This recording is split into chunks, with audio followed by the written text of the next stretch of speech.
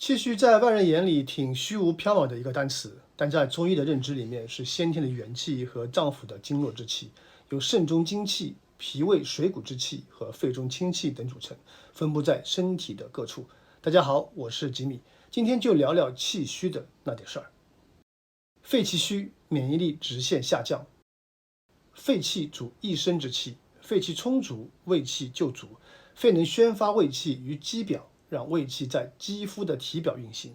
也就是说，肺气强了，胃气就会乖乖的在前线作战，来一个病邪打走一个。《红楼梦》里的林黛玉就是因为肺气不足，年纪轻轻就体弱多病，患上了肺痨。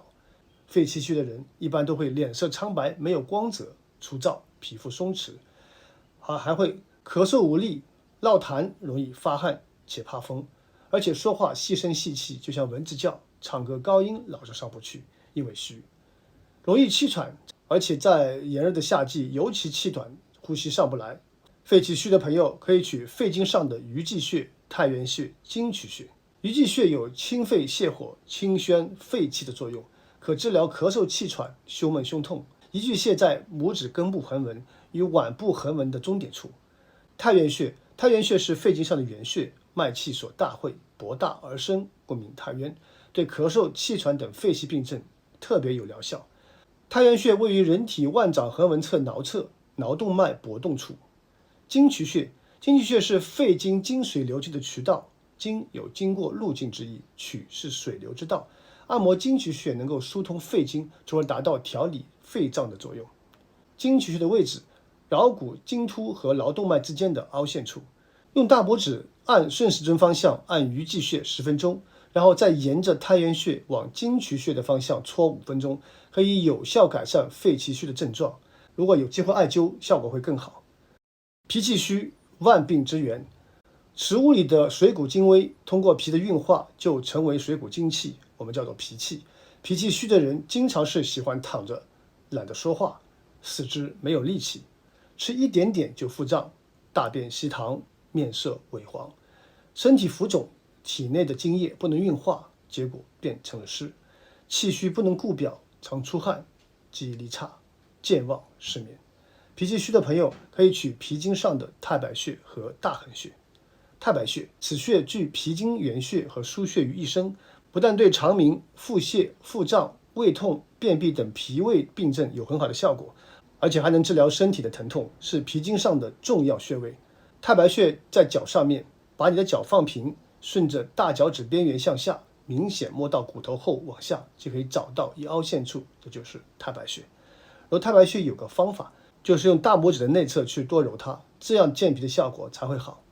大横穴为什么叫大横穴？因为腹结穴的水湿云气传到这个穴位之后，受到了脾部外散之热，水湿云气化为脾气，围绕际部横向传输，所以叫大横。大横的位置位于腹中部，距其中4寸。我们用大拇指揉按左右大横穴100到200次，每天坚持，能够治疗绕际疼痛。肾气虚，胃气必不足。肾藏元气，藏着身体一身之气的根本。肾气虚的人常见症状就是头发皂白、手脚冰凉、虚汗、盗汗，早上一觉醒来浑身黏腻是汗。老人小孩小便时头部打激灵。肾气虚的朋友可以取极泉穴和太溪穴，拍打腋下极泉穴，晚上睡觉前1小时，常常拍打腋下，能促进肾脏气血的流动，疏通肾部的经脉。具体做法，我们平躺在床上，弯曲手臂放于脑后，找到腋窝顶点部位，用中指轻轻敲打，或者采用弹拨的手法，做到动作连贯，力度柔和，每晚睡前敲打50次左右即可。按揉足踝太溪穴是古代很多医家面对垂危的病人，他们都会采用的一个穴位。这个穴位有补肾气、断生死的作用。这个穴位上能摸到动脉的跳动，说明病人的肾气未竭，还可以救治。如果没有跳动，就说明病人阴气缠身，危险比较大了。太溪穴在脚的内踝和跟腱之间的凹陷处，它是肾经的原穴，是汇聚肾经元气的溪流。常艾灸太溪穴可以使人肾精充足，精神充沛，腰膝壮实，行走有力。只要是生病，无论什么病，都是先虚而后病。所以大家不想让病趁虚而入的时候，那就赶快揉按起来吧。好了，今天的分享就到这里了，你学会了吗？如果你喜欢今天的视频，欢迎订阅、点赞和分享，让更多人共享中医之美。我们下期视频再见。鱼际，阳掌，在第一掌指关节后凹陷处，约第一掌骨中点桡侧，赤白肉际处，按压有酸胀处，即为鱼际穴。太渊，深臂侧掌，在腕横纹桡侧轻触桡动脉，从感觉到搏动处稍往桡侧移动至凹陷处，即为太渊穴。经渠，深臂侧掌，腕横纹上一横指，从桡骨经突的高点向内侧推至骨边处，可感觉其与桡动脉之间有一凹陷处，即为经渠穴。在直区，第一指指关节近端赤白肉际凹陷中，即为太白穴。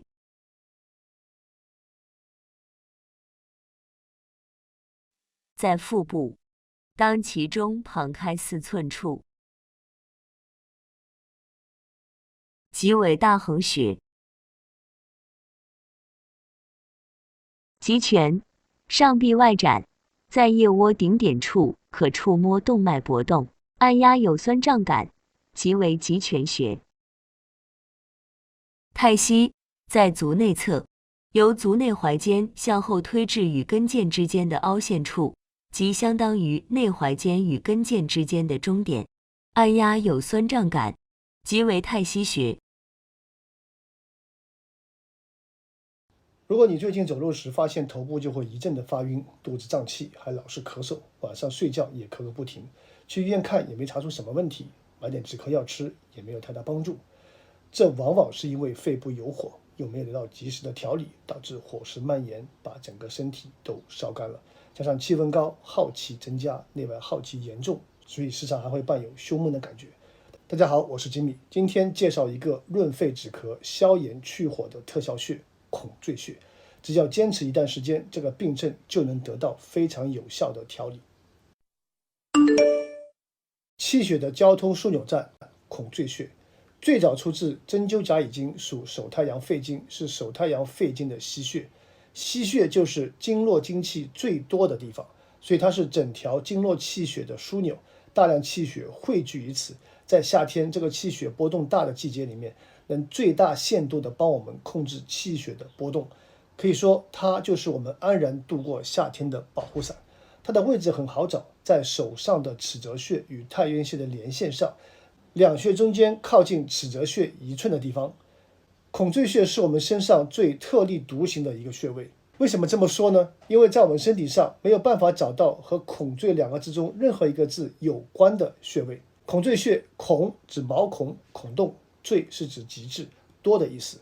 可以理解为它是肺经上对应孔洞处最多、气血最丰富的穴位。也正是如此，在我们想要祛邪排毒、润肺止咳、止血顺气的时候，按揉孔最穴是最适合的选择。下面我们一起来看看怎么使用这个穴位。祛湿排毒小帮手。已经进入夏天一段时间了，相信很多朋友都已经开始靠吃冷饮和吹空调来度过夏天了。很多朋友喜欢待在空调里面，也不爱运动，结果把自己弄出问题了。现在稍微吃点东西就容易肚子胀，宿便也排不出来，整个人都胖成了球了，人也没有精神，脸上蜡黄油腻。这种情况我们该怎么办？我们先来看看舌象。这种朋友的舌象往往布满一层厚厚的白苔，而舌头呈现肥大的症状，这就是明显的寒湿入体。一直待在空调房里面，寒湿使劲往身体里面钻，又不出门运动，身体的阳气得不到补充，身体就被湿气给拖住了。这时候最适合的解决方法就是艾灸孔最穴。首先，艾灸就是在给我们补充阳气，这就像平时我们晒衣服，只要出太阳，衣服才能干得快，不然出现异味霉点。我们身体也是这样，只有身体里的阳气充足，才能有效祛湿。其次，孔最穴最大的特点可以用通来概括。通就是疏通经络，开淤通窍。当我们身体的经络堵住时，被邪湿毒气缠上的时候，可以通过将孔最穴经络疏通，将湿气排出。具体怎么做呢？在上午9点到11点这个时间段，我们选择比较细的艾条，一食指粗细，穴在穴位上方2横指处来回旋转艾灸，每次艾灸时间在5到10分钟。作为保健调养身体艾灸的时间不要太长，正好灸到一定的程度，我们能明显感受到一股热流从孔最穴出发流向身体，慢慢感觉身体暖起来，之前困重的感觉一扫而空。如果白天比较忙，那也可以在晚上进行艾灸，但是最晚不要超过11点，会影响睡眠。艾灸孔最穴适合于身体怕冷、便秘、头痛、身体沉重乏力的朋友，但如果是上火、眼睛发红、湿热疹状的朋友就不适合艾灸，可以试一试其他的方法。润肺止咳的灵丹妙药，《金针秘传》里面说，孔最两穴在晚上7寸，治热病汗不出，咳逆必厥痛。这句话可以理解为，孔最穴可以治疗热病、咳嗽、身体内热不出汗的情况，而到了夏天，天气越发的炎热，咳嗽感冒的人反而增加了，尤其是小孩和老人，早上咳，晚上咳，半夜也在咳，十分的难受，睡也睡不好。这个时候就可以刮孔最穴。孔最穴是肺经的溪穴，为地质金水，承运金水，可以滋润肺部。刮完之后像抹了润滑剂，全身舒舒服服，每一次呼吸都是享受。可以说孔最穴就是我们人体的止咳糖浆。我们去刮这个穴位，只需要用刮痧板从上至下刮孔最穴，隔天刮一次，每次3到5分钟。在早晨太阳刚刚升起的时候刮痧，此时出阳的能量配合刮痧，作用能达到1+1等于3的效果。不过刮痧虽好，但需要注意的是，吃饭后1到2个小时不能进行刮痧，同时刮痧前还可以喝一杯温水，避免刮痧起皮。其次，刮痧的时候需要注意不要用力过猛，如果有出现红色的痧，代表我们体内是比较燥热的，还容易发脾气。如果是紫色的痧，代表我们的体内进寒气了，表示要多加注意。如果你身边有咳嗽不止、哮喘、呼吸不畅、感觉到胸闷、胸痛的朋友，都可以去刮这个穴位调理。清热止血的天然药方，孔最穴还有着清热止血的效果，相当于我们的身体自带的金疮药。我们都知道，越热气血流动的越快，所以在我们上火的时候就会流鼻血。在经期吃了上火的东西，会增加出血量，而孔最穴就是利用了清热通络的作用，降低高温给身体带来的危害。在疏通肺气的时候，以凉血止血方式帮助我们的身体止血通瘀，如导致的头晕、头痛、失眠多梦，还能有效调理预防心梗的问题。揉按的方法也非常简单，也很方便，随时随地都可以做。我们先找到左右两手的一个穴位，用大拇指去顺时针按揉36下，再逆时针按揉36下。